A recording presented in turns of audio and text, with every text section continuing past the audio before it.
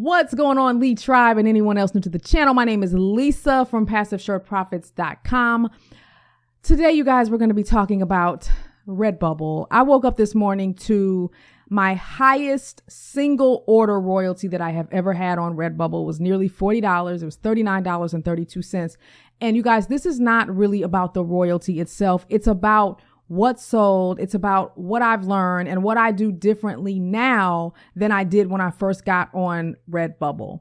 And I know a lot of you guys are tired of RedBubble because of the tag spamming, and heck, everybody's tired of Amazon too because they're throttling right now like crazy. And honestly, you guys, that's why I have not done any more videos on Q4. With them suppressing the results and hiding the results, it's just, to me, not worth really doing a lot of research right now. I'm still uploading a lot. I am finally learning ads, and I'm doing very, very well with ads right now, which is frustrating because I'm figuring it out. And yet you can tell even with the impressions on the ads, they will like kind of get cut off and get lowered because they're not showing stuff. They're trying to limit the orders for whatever reason. But until they get that sorted out, I'm just not motivated to do many merch by Amazon videos. So let's talk about RedBubble. And when I first started on RedBubble, a lot of you all would tell me, Lisa, don't give up. You got to do more with patterns. I know a lot of you all told me that on some of my older videos, and I think like 2017 or 18. And I was like, I don't see the point. First of all, I don't know how to make patterns. It seems like a lot of work. All I sell are stickers, blah, blah, blah, blah, blah, blah. Well, fast forward the last couple of years, you were right. I have started making more patterns. That's what sold on this $40 order. Someone bought 9 sleeveless tops with this pattern. And I'll even tell you what the overall topic was about because, I'm not telling you the actual design. I'm just giving you the broad topic. And it was books. And I don't sell a ton in the book space. So let me tell you a little bit more about this account that this sold from. I have an account on RedBubble that I call my hodgepodge account. And it's an account where I just upload a lot of different topics to that account, a lot of different niches, a lot of different broader ideas, just to get an idea of what kinds of things sell on RedBubble.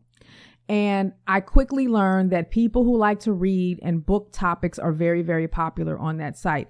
The problem, though, is it's very, very competitive. So in 2021, 2022, you do not need to be creating this thing right here, this heart with the books. I would guarantee this person's probably had this design out here for probably 5 or 6 years or more.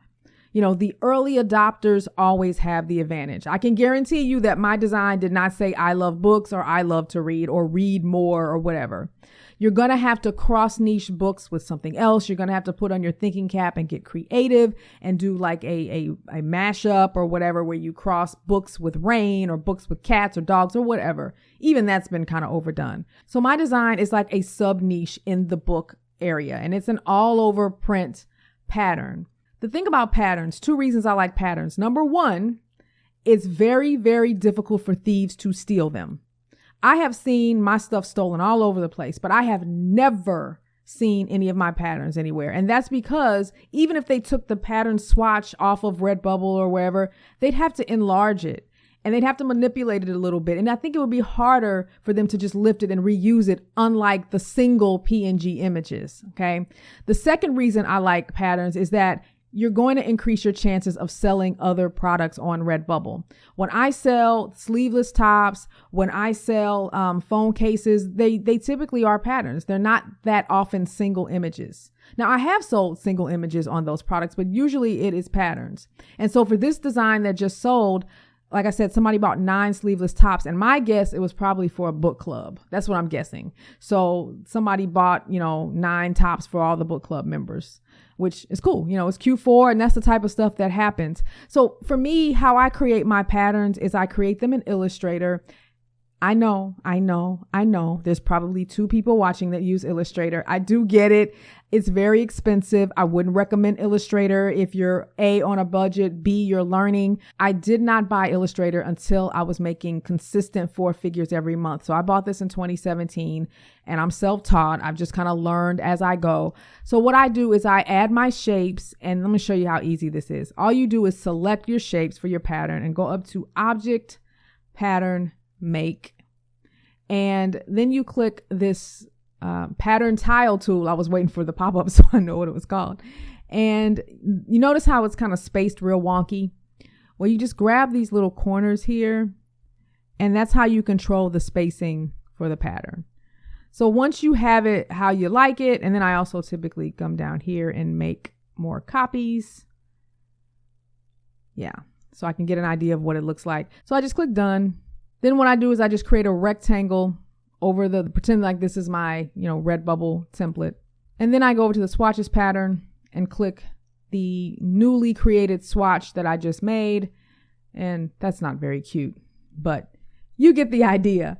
And here's what I want to say about creating patterns. When you tag patterns, it's very important to be detailed because you have to think about how and why people buy patterns or how people search for patterns. People tend to look for very, very specific things when it comes to patterns because a lot of times they're buying things for home decor. So think about a pillow with a bunch of zigzag lines on it. So some of your tags might be thin line, comma, shapes, comma, modern, comma. So for this particular design, I might go neon because they're neon colors or neon colors, comma, bookmarks, comma, reading, comma.